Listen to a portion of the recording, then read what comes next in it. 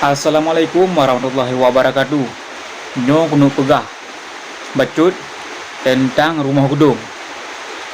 Nyan kepada Pak PJ Bupati PD ya. Nyan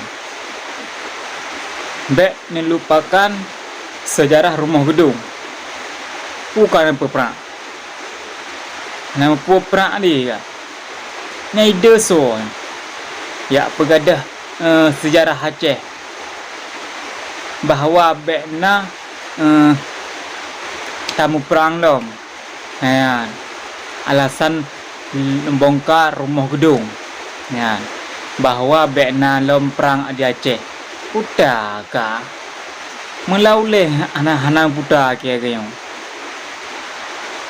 sejarah hanjit tababo urang lupa sejarah berarti ke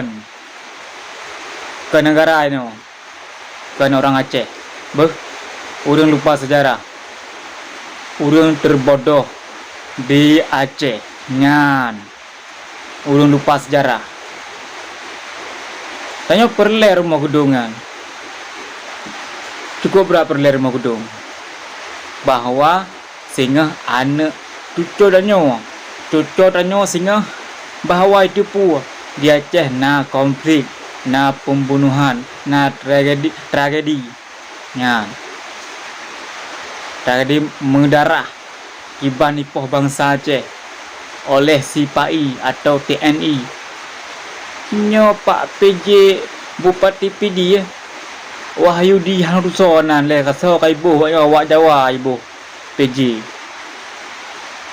Aduh awak Aceh yang kengkang ibu ke PJ Bupati no segalom no baru je PJ kalau je ke Bupati asli kiban lom nai abih bongkar mendum sejarah Aceh.